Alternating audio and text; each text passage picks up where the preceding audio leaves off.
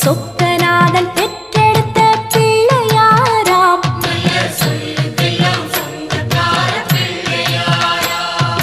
கைலாய மலைய விட்டு தெற்கே வந்தாராம். இந்த பிள்ளையாரு பட்டி கண்டு இருந்து விட்டாராம்.